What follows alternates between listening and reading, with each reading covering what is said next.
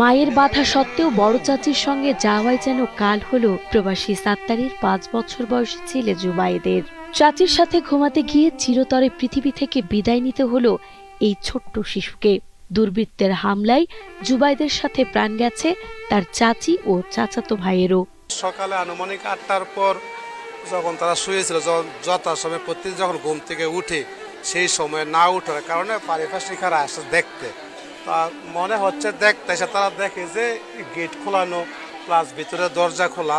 তো ভিতরে গিয়ে তো দেখে খেয়াল করে যে ওদেরকে জবাই করে রুমে রুমে ফেলায় রাখছে। পারিবারিক সূত্রে জানা যায়, গতরাতে নিহত চাচি সুখী আক্তারের সঙ্গে তাদের বাড়িতে ঘুমানোর জন্য বায়না ধরে জুবায়েদ। মা তাকে বাধা দিলেও সে কথা শোনেনি। অবশেষে চাচাতো ভাই হোসাইন ও চাচি সুখী আক্তারের সঙ্গেই তাদের বাড়িতে যায় সে। সকালে দীর্ঘক্ষণ কোনো সাড়া শব্দ না পেয়ে স্বজনরা ঘরে প্রবেশ করলে মেঝেতে জুবায়েদ, তার 4 বছর বয়সী চাচাতো ভাই হোসাইন এবং চাচি সুখী আক্তারের নিথর দেহ পড়ে থাকতে দেখেন।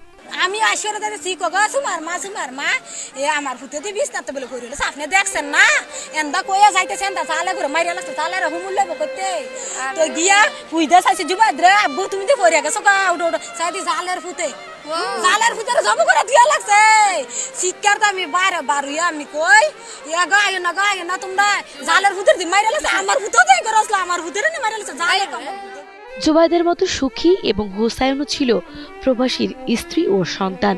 একই পরিবারের 3 জনকে, বিশেষ করে 2টি নিষ্পাপ শিশুকে এমন নৃশংসভাবে হত্যার ঘটনায় পুরো এলাকায় চরম আতঙ্ক ও শোকের ছায়া নেমে এসেছে। স্বজনদের আহাজারিতে এলাকার পরিবেশ ভারী হয়ে উঠেছে। স্থানীয়রা এই নির্মম ঘটনায় দ্রুত অপরাধীদের শনাক্ত করে দৃষ্টান্তমূলক শাস্তির দাবি জানিয়েছেন। যেরকম আমার কাকি করে যেরকম মারছে এরকম তারও আমরা ফাঁসি চাই ভাই। সরকারের কাছে আবেদন, সুষ্ঠু বিচার চাই, এর জন্য ভালো শাস্তি হয়। এটার উচ্চতর যত ভাবে বিচার করা যায়, ফাঁসি, ঠিক আছে, তাকে ভালোভাবে শাস্তি দিতে হবে, ঠিক আছে।